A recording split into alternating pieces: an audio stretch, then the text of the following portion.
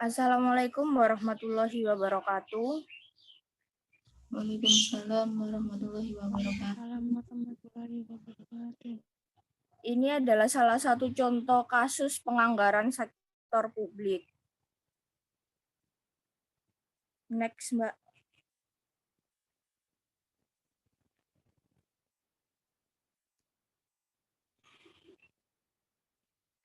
Contoh kasus anggaran sektor publik ialah polemik pembangunan gedung baru DPR. Di tengah himpitan ekonomi serta merosotnya daya beli masyarakat, anggota DPR malah berinisiatif membangun kantor DPR dengan harga mencapai kurang lebih 1,138 triliun. Rencana tersebut jelas mencederai rasa keadilan masyarakat. Berikut ini adalah hal-hal yang menjadi penyebab tertundanya proses penganggaran perencanaan pembangunan gedung baru untuk DPR. Next, Mbak.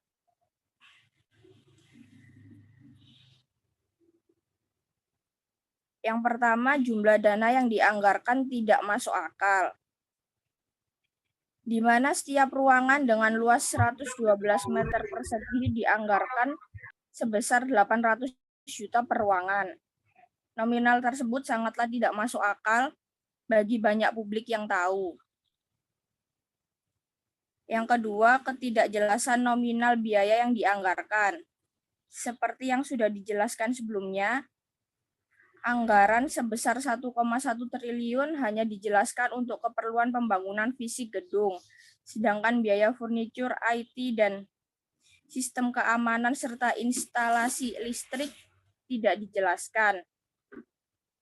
Jadi, ada indikasi rencana pemecahan paket sehingga potensi kerugian negara akan sangat besar jika pembangunan gedung ini tetap diteruskan. Yang ketiga, rencana anggaran pembangunan gedung baru DPR tidak terperinci, transparan, dan tidak efisien. Untuk membangun gedung pemerintahan seperti gedung baru DPR tidak bisa seenaknya. Ada peraturan Menteri PU nomor 45 tahun 2007 tentang pendoman teknis bangunan gedung negara. Selain itu, terlihat adanya mekanisme yang cacat dalam perencanaan dan penganggaran gedung baru tersebut. Next, Mbak.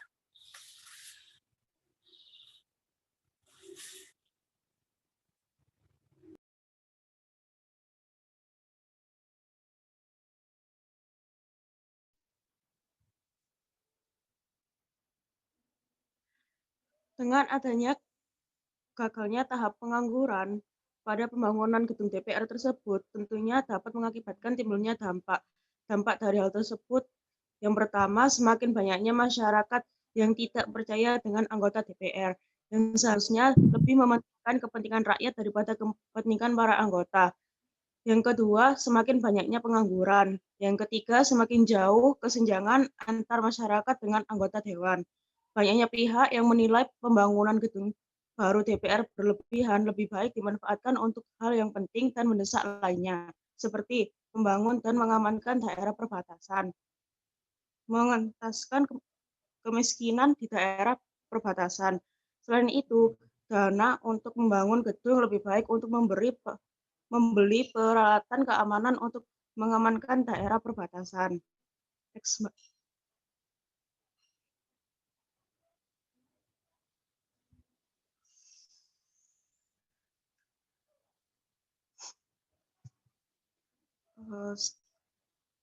Sekian contoh kasus dari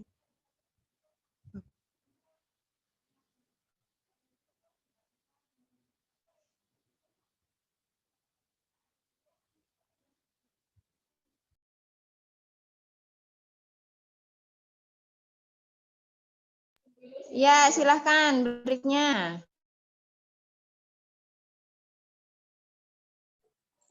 Assalamualaikum warahmatullahi wabarakatuh. Waalaikumsalam warahmatullahi wabarakatuh.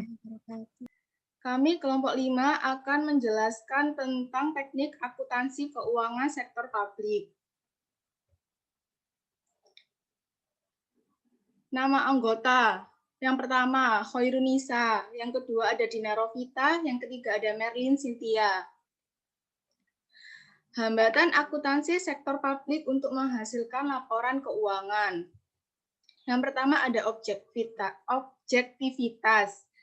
Objektivitas merupakan kendala utama dalam menghasilkan laporan keuangan yang relevan. Karena sering kali terjadi benturan masalah objektivitas laporan kinerja yang disebabkan oleh adanya benturan kepentingan antara kepentingan manajemen dengan kepentingan stakeholder. Yang kedua ada konsistensi. Konsistensi ini mengacu pada penggunaan metode atau teknik akuntansi yang sama selama beberapa periode waktu secara berturut-turut. Sedangkan laporan keuangan hanya melaporkan kinerja selama satu periode. Oleh karena itu, agar tidak terjadi keputusan proses evaluasi kinerja organisasi oleh pihak eksternal, maka organisasi perlu konsisten dalam menerapkan metode akuntansinya. Yang ketiga, ada daya banding. Daya banding ini laporan keuangan sektor publik hendaknya diperbandingkan agar periode waktu dan dengan instansi yang lainnya sejenis. Dengan demikian, laporan keuangan dapat digunakan untuk membandingkan kinerja organisasi dengan organisasi yang sejenis. Namun, kendala daya banding terkait dengan objektivitas karena semakin objektif suatu laporan keuangan, maka akan semakin tinggi daya bandingnya karena dengan dasar yang sama akan dapat dihasilkan laporan yang berbeda. Yang keempat, ada tepat waktu. Kendala ketepatan waktu penyajian laporan terkait dengan lama waktu yang dibutuhkan oleh organisasi untuk menghasilkan laporan keuangan. Semakin cepat waktu penyajian laporan keuangan, maka akan semakin baik untuk pengambilan keputusan.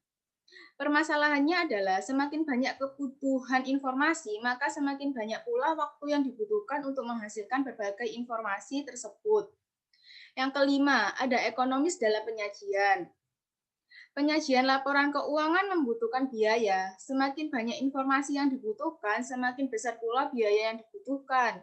Kendala ekonomis dalam penyajian laporan keuangan bisa berarti bahwa manfaat yang diperoleh harus lebih besar dari biaya yang dikeluarkan untuk menghasilkan laporan tersebut. Yang keenam, ada materialitas, yaitu suatu informasi dianggap material apabila mempengaruhi keputusan, atau jika informasi tersebut dihilangkan akan menghasilkan keputusan yang berbeda. Penentuan materialitas memang bersifat pertimbangan subjektif, namun pertimbangan tersebut tidak dapat dilakukan menurut selera pribadi. Pertimbangan yang digunakan merupakan pertimbangan profesional, judgement yang mendasarkan pada teknik tertentu.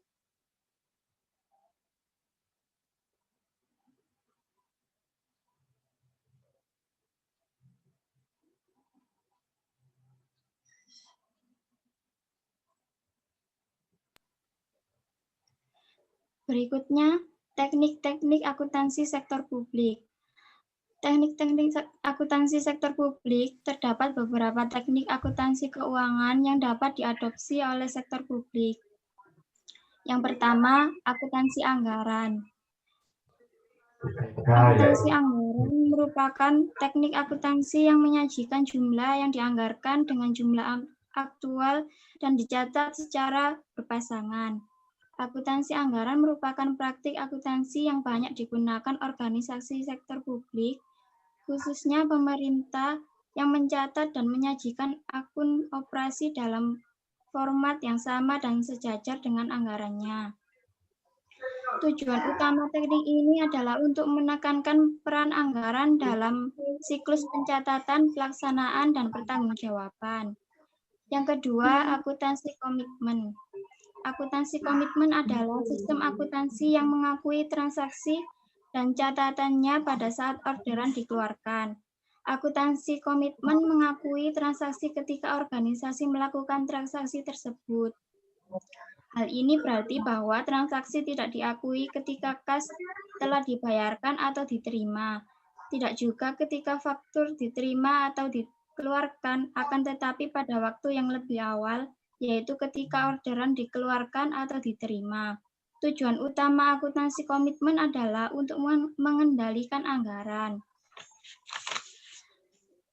Kemudian yang ketiga, akuntansi dana. Akuntansi dana merupakan teori akuntansi dana pada awal dikembangkan oleh Vetter pada tahun 1947 untuk tujuan organisasi bisnis. Pada waktu itu, ia melihat bahwa antara perusahaan pribadi dengan perusahaan badan memiliki beberapa kelemahan. Kelemahan tersebut adalah pertama, perusahaan perorangan, kurang menguntungkan dibandingkan dengan perusahaan yang dimiliki publik. Yang kedua, adanya kesalahan dalam memahami makna entitas. Hal ini berarti jika suatu organisasi dilihat sebagai suatu rangkaian dana, maka laporan keuangan organisasi tersebut merupakan penggabungan dari laporan keuangan dana menjadi bagian organisasi.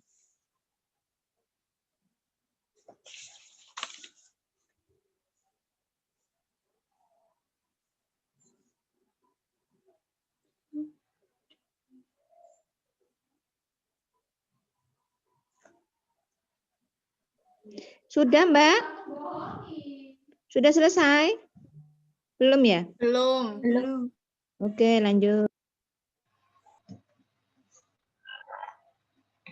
Selanjutnya, basis dan sistem pencatatan akuntansi keuangan sektor publik.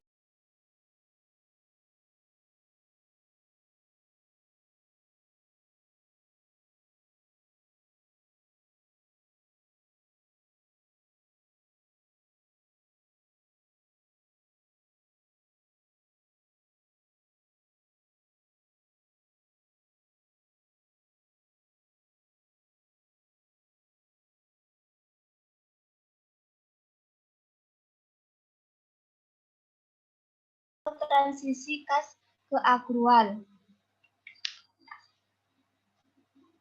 Suatu entitas sektor publik yang akan melakukan peralihan basis akuntansi dari kas menjadi akrual biasanya membutuhkan waktu yang tidak singkat.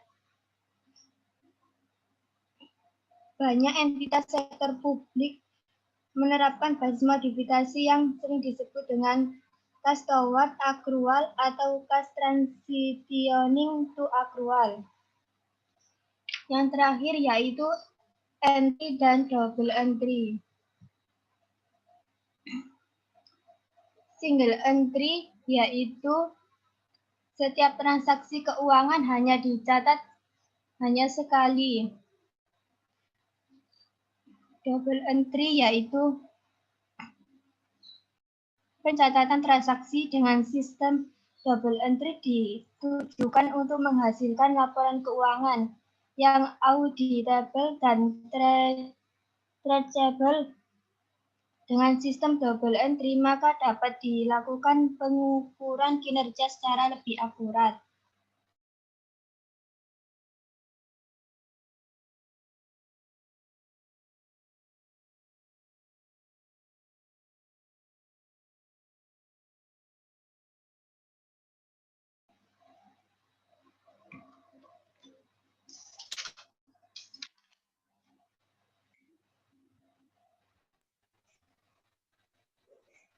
Berikut adalah contoh kasusnya.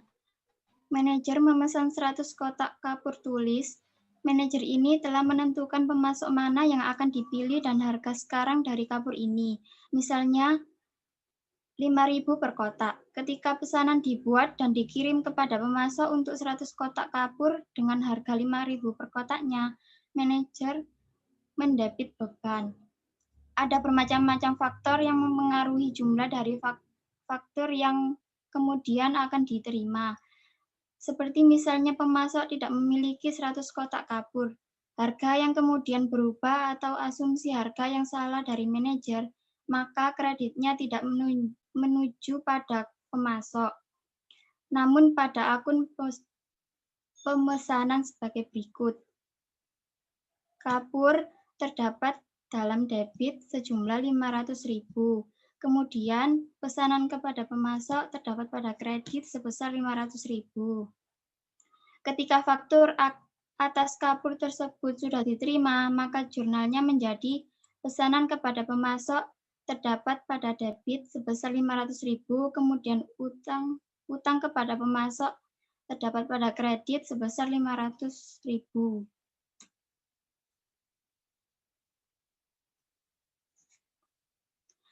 Kalau barang yang dikirimkan atau jumlah fakturnya lebih atau kurang dari jumlah yang dicatatkan dalam suatu pesanan, jurnal koreksi harus dibuat. Misalnya ternyata harga kapur tersebut bukan 5.000, tetapi 5.500.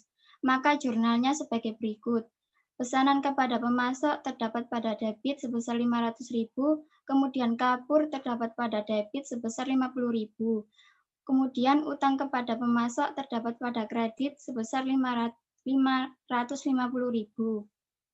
Dengan menggunakan sistem ini, organisasi mengakui pesanan sebagai komitmen untuk menimbulkan pengeluaran dan akun ini mencatat komitmen secara berkesinambungan.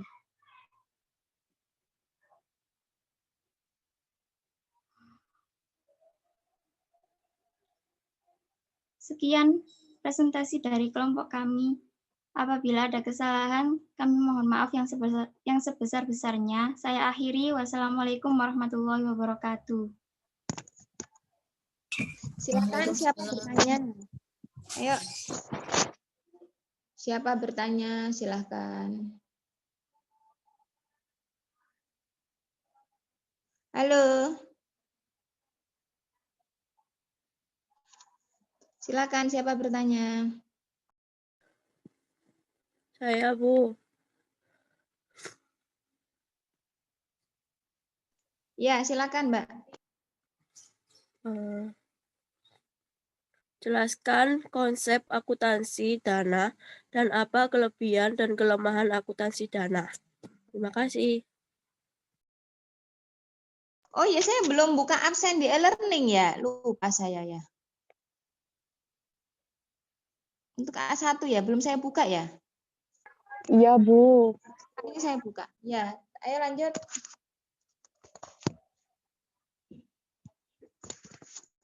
Berikutnya, apalagi yang bertanya?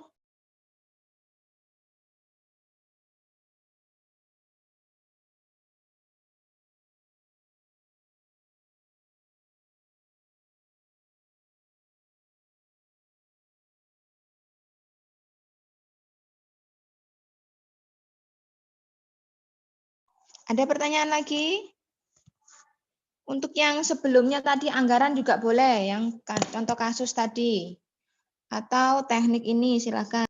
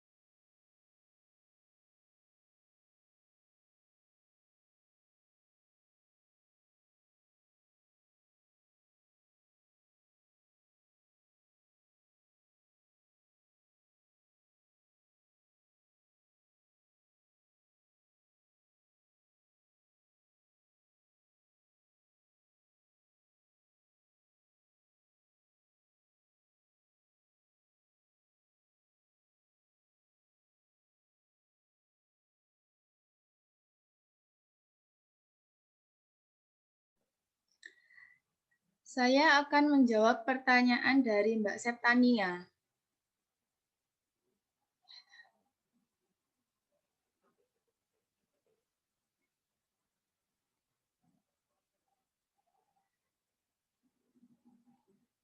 Dana dimaknai sebagai dana kas. Tiap-tiap dana tersebut harus ditempatkan pada laci secara terpisah. Beberapa tagihan harus diambilkan dari satu laci dan tagihan lain dari laci yang lainnya. Namun saat ini dana dimaknai sebagai entitas anggaran dan entitas akuntansi yang terpisah, termasuk sumber daya non-kas dan utang diperhatikan di dalamnya. Kelebihan akuntansi dana sebagai organisasi bisnis. Kelemahannya adalah pertama, perusahaan perorangan atau milik pribadi kurang menguntungkan dibandingkan dengan perusahaan yang dimiliki publik atau perseroan terbatas. Kedua, adanya kesalahan dalam memahami makna entitas.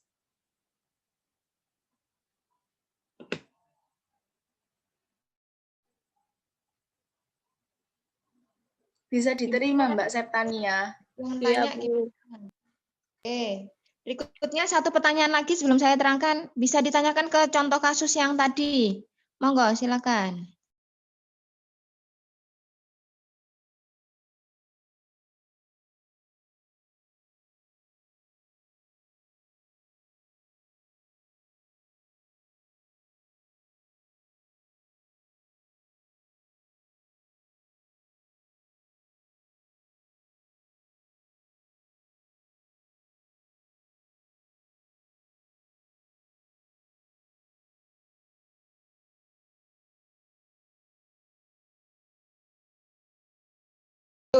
Nggak ada yang tanya toh ini. Ayo satu pertanyaan lagi sebelum saya menjelaskan.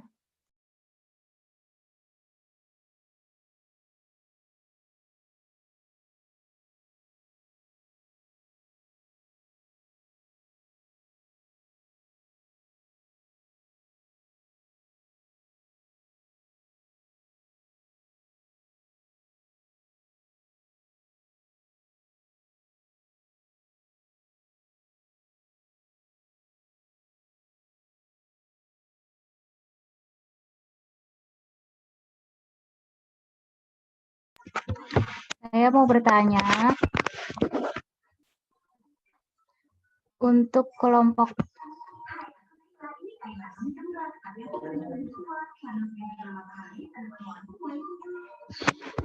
kelompok 5 saya mau bertanya, jelaskan karakteristik kualitas laporan keuangan sektor publik.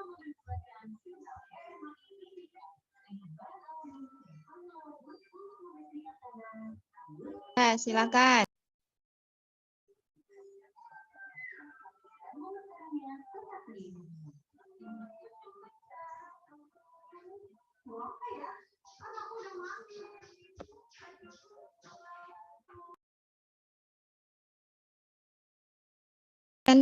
Absensinya sudah saya buka. Nanti tolong dicek ya.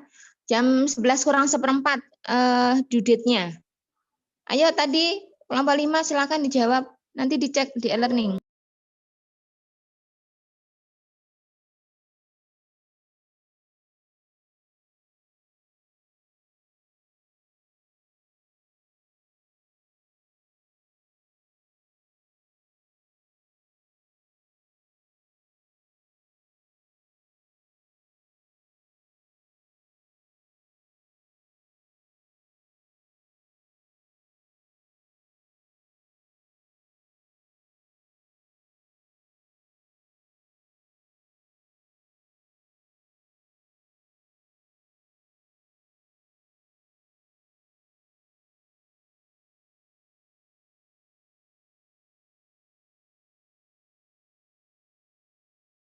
Ayo silakan dijawab pertanyaan temannya tadi.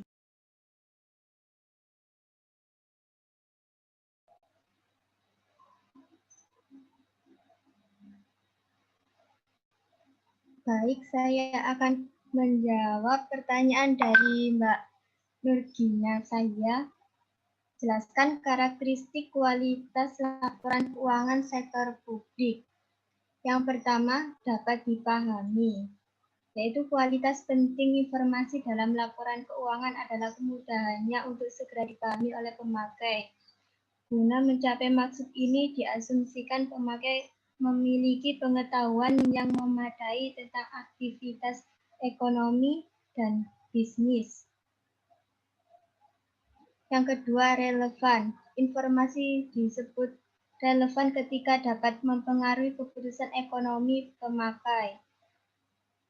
Yang ketiga, keandalan. Informasi disebut andal jika bebas dari pengertian yang menyesatkan, kesalahan material, dan dapat diandalkan pemakainya sebagai penyajian yang tulus dan jujur dari yang seharusnya disajikan atau yang dapat disajikan secara wajar. Yang keempat, dapat dibandingkan. Identifikasi kecenderungan posisi dan kinerja keuangan laporan keuangan perusahaan antar periode hendaknya dapat diperbandingkan oleh pemakai. Gimana Mbak Nur Sahia, bisa diterima? Ya.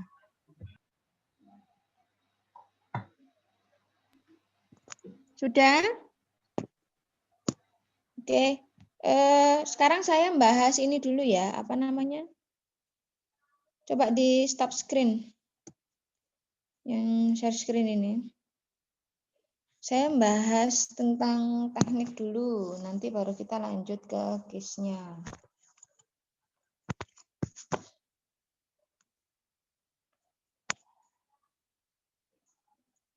Coba Anda kan Pak sudah punya materi ya. Kita sekarang ada di teknik akuntansi keuangan sektor publik di bukunya Mardiasmo itu. Pada dasarnya ada 3 tujuan kenapa kita perlu mempelajari teori akuntansi. Yang pertama, untuk memahami praktek akuntansi yang ada saat ini. Ya, di bukunya Mardiasmo. Kemudian yang kedua, mempelajari kelemahan dan kekurangan praktek akuntansi.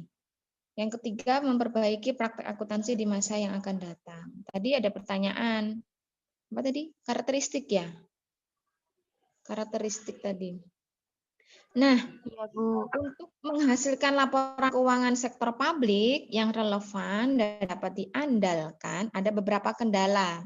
Kendala itu hambatan yang pada prosesnya itu selalu dialami oleh sektor publik. Pertama, objektivitas. Kemudian ada konsistensi. Kemudian ada daya banding. Kemudian tepat waktu, seringkali itu tidak tepat waktu. Kemudian ekonomis dalam penyajian, laporan. Dan yang terakhir adalah materialitas. Ya, 6 poin ini. Nah, perlunya sistem akuntansi keuangan daerah. Kita ngomong keuangan spesifikasi lebih ke daerah ya, nggak jauh beda dengan pusat. Nah, untuk dapat menghasilkan laporan keuangan yang relevan, handal, dan dapat dipercaya, jadi laporan keuangan itu harus dapat dipercaya. Siapa yang percaya? Ya kita, masyarakat, karena akan dipertanggungjawabkan. Ya. Pemerintah daerah harus memiliki sistem akuntansi yang handal. Karena itu penunjang untuk menghasilkan laporan keuangan yang dapat dipercaya oleh publik. Publik dalam hal ini masyarakat. Nah, sistem akuntansi yang lemah menyebabkan pengendalian internal juga lemah. Kalau sistemnya saja lemah, bagaimana pengendalian internalnya? Akhirnya berdampak kalau sistem lemah, pengendalian lemah, laporan keuangan yang dihasilkan itu juga kurang handal, kurang relevan. Akhirnya dampaknya pada pengambilan keputusan pada masa yang akan datang. Ya. Nah, saat ini sistem akuntansi yang dimiliki pemerintah daerah rata-rata, saya nggak bilang semua ya, rata-rata itu masih lemah karena memang di sektor publik itu kendalanya ada di mana? Yang paling utama SDM. Ya. Sumber daya itu hal yang paling utama karena memang ada keterbatasan tenaga akuntansi pada sektor publik. Contoh saja apalagi muncul lagi yang namanya akuntansi dana desa. Ya, akuntansi dana desa itu kepala desa itu rata-rata lulusan SD. Kan tidak dituntut harus S1. Kemudian muncul lagi akuntansi kecamatan. Kemudian muncul lagi akuntansi BUMDes. Ini gimana ini kematangan atau kesiapan dari SDM itu sendiri? Loh, bukan sudah ada sistem. Iya, sudah ada software-software yang disiapkan oleh pemerintah, sistem akuntansi yang disiapkan oleh pemerintah, tapi tetap yang menjalankan kan human-nya, manusianya, SDM-nya.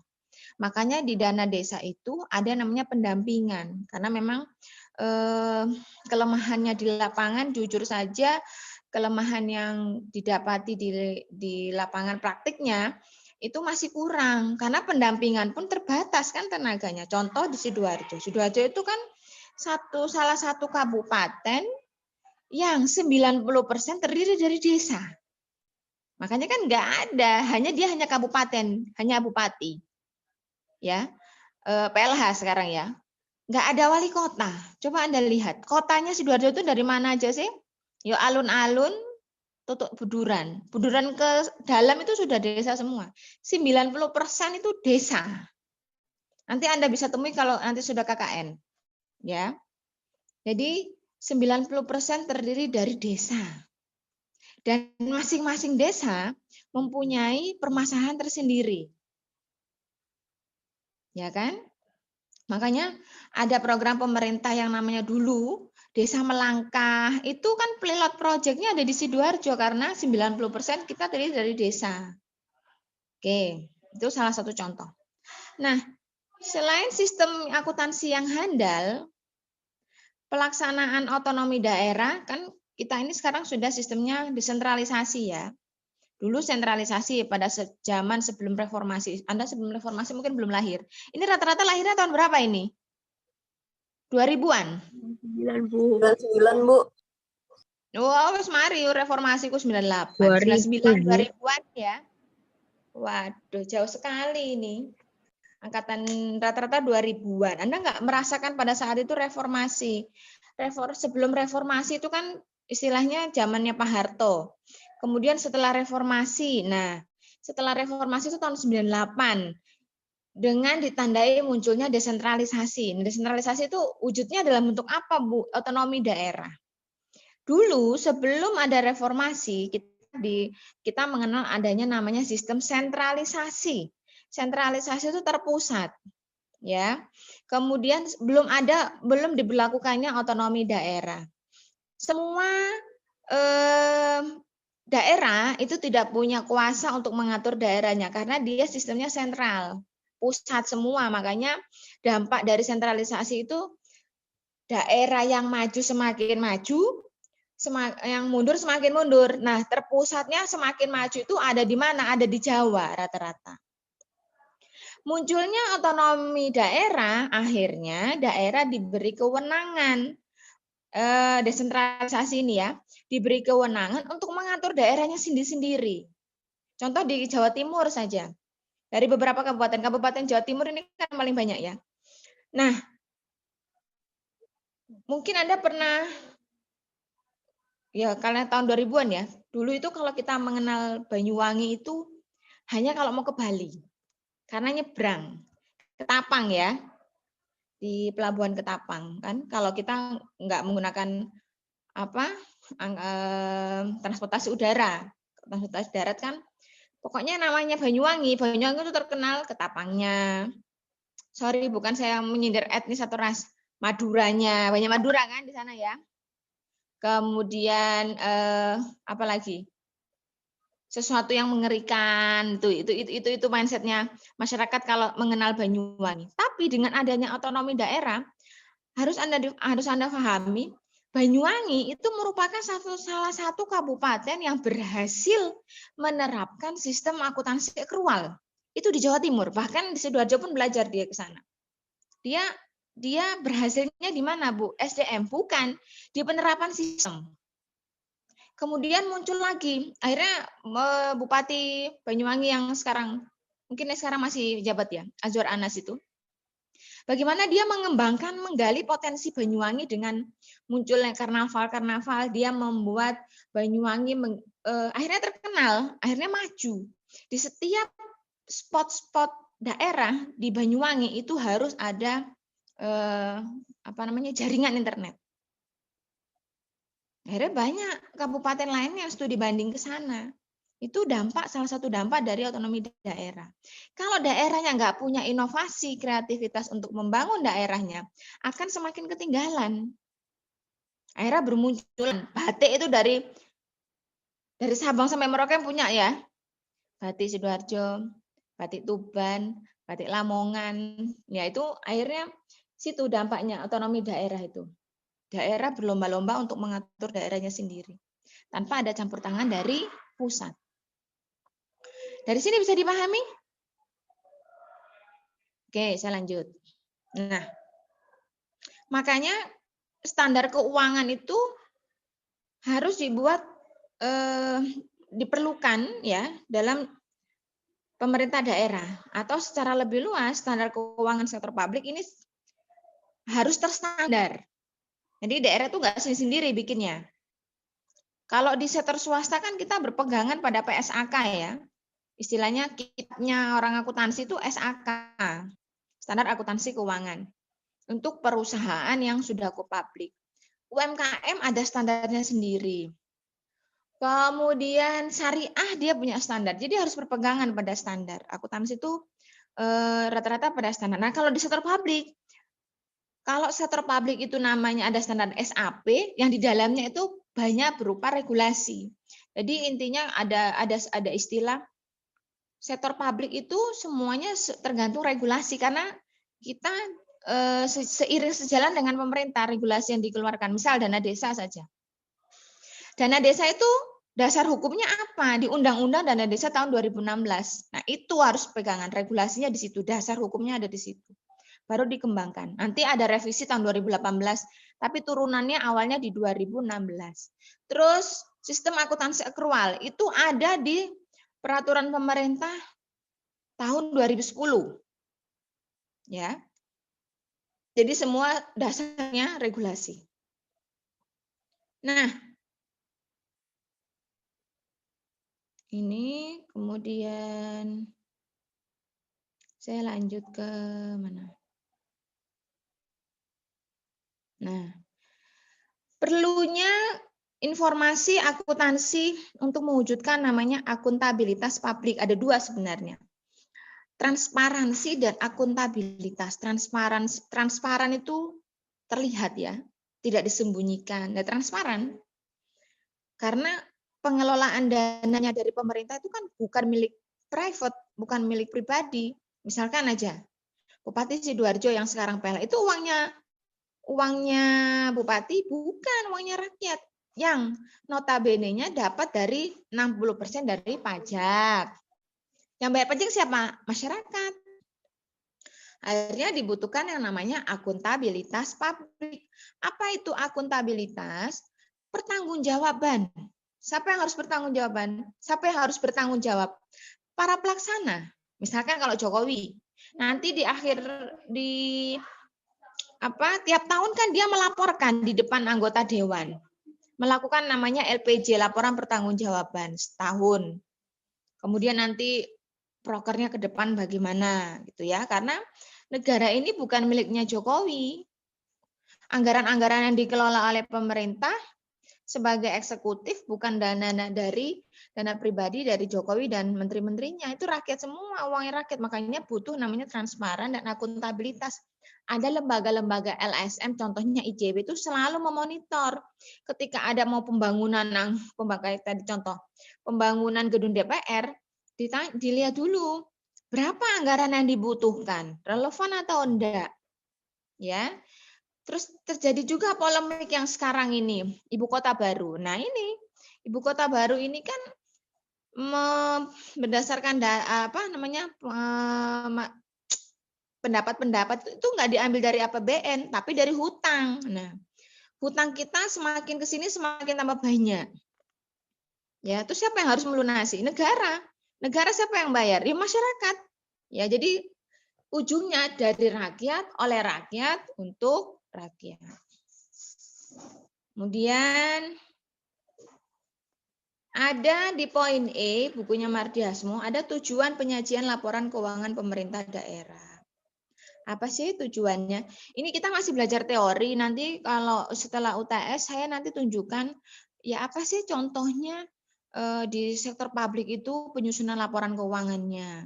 Ya, karena berbeda laporan keuangan di sektor publik dengan sektor swasta. Ada tujuan umum, ada tujuan khusus. Itu umum secara garis besarnya. Penyajian laporan keuangan pemerintah daerah untuk memberikan informasi yang digunakan dalam pembuatan keputusan. ekonomi, sosial, dan politik. Ingat ya, politik dalam sektor publik itu berpengaruh sangat besar. Mungkin Anda lihat sendiri ya, karena kita sistemnya kan begitu banyak partai, begitu banyak kepentingan, ya. Jadi politik dalam sektor publik sangat berpengaruh. Itu turun dari mulai pusat sampai daerah. Kemudian sebagai bukti pertanggungjawaban dan pengelolaan. Kemudian untuk memberikan informasi yang digunakan untuk mengevaluasi kinerja. Kinerjanya siapa? Manajerial dan organisasional. Kemudian ada secara khusus penyajian laporan keuangan itu ada 5, ya. Ada 5 tujuan khususnya. Salah satunya memberikan informasi keuangan untuk menentukan dan memprediksi aliran kas, saldo, neraca, dan kebutuhan sumber daya finansial jangka pendek unit pemerintah. Jadi pemerintah sektor publik itu poinnya kalau saya bilang 2, yaitu butuh akuntabilitas dan transparan. Supaya laporan keuangan itu handal, semuanya harus ditunjang mulai dari sistem, apalagi kualitas, mulai dari input, proses sama output itu harus relevan dan handal agar bisa menghasilkan laporan keuangan yang berkualitas. Oke. Dari sini ada yang ingin ditanyakan? Silakan. Saya sudah buka absensi di e-learning ya, nanti dicek ya. Waktunya agak saya panjangin supaya bisa absen. Siapa bertanya? Silahkan.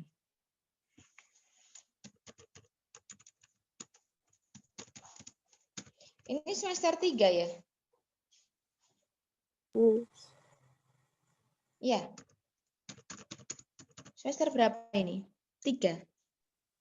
Semester 5, Bu. Oh, 5. Jadi semester 5 ini kurikulum lama ya Mas Ian ya? Masih dapat mata kuliah AKL 1 ya? Ya, Bu. AKL 1. Oh iya. Ya, Bu, Siapa masih lama. Ini kurikulum lama ya? Angkatan 2019 ya? Ini. 2018, Bu. Oh, 18. AKL 1-nya sekarang sampai mana materinya? Siapa dosennya yang ngajar? Bu Eni atau Bu Dwi? Atau Bu Aisyah? Bu Eni. Bu Eni. Sudah sampai di konsinyasi? Belum. Loh, sekarang sampai mana materinya?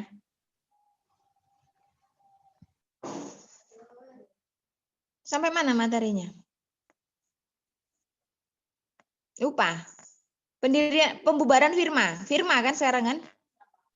Pembubaran Iya, Bu, firma. pembubaran firma. Oh, yes. Oke. Dari sini mungkin ada yang ditanyakan, silakan. Saya kurang 1 kali lagi ya ternyata ya. Senin ya? Senin ya? Senin bisa enggak Senin? Halo, Senin bisa enggak Senin? Senin. Bab kelompok yang terakhir. Senin bisa enggak Senin?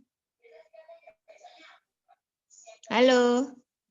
Tidur ya? Senin bisa enggak Senin? Bisa, Bu. Jam berapa Senin?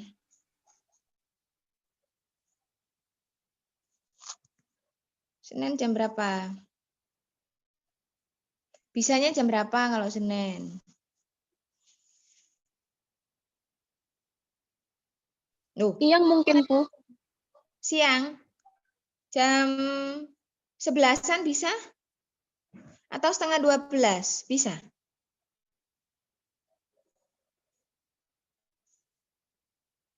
Bisa? Dan setengah 12 bisa enggak?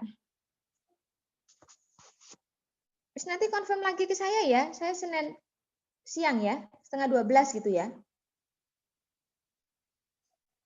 Ya. Halo, nggak ada yang jawab, gimana ini? Iya Bu, nanti biar dikonfirmasi lagi. Ngono lho jawaban. Oh, jadi PHP aku iki. PHP tatanya. Ya sudah, mungkin itu dulu dari saya, cukup untuk hari ini. Karena saya jam 10 ada nguji proposal. Mohon maaf bila ada salah kata dari saya. Semoga ilmu yang hari ini yang saya berikan bermanfaat buat Anda semua. Tetap jaga kesehatan, ya. Corona masih ada. Kurangi bergerombol, lakukan social dan physical distancing, jangan lupa pakai masker, cuci tangan. Ya, oke, sehat selalu untuk kita semua. Saya akhiri untuk hari ini. Assalamualaikum warahmatullahi wabarakatuh. Oh iya, jangan lupa hasil recordnya di WA kan ke saya ya. Kok di WA kan? Di email, dikasih judul. Tadi ini teknik akuntansi apa tadi judulnya ya? Hasil recordnya ini ya, di email ke saya. Jangan lupa isi absen di e-learning. Sudah dulu ya. Ya. Oke, terima kasih.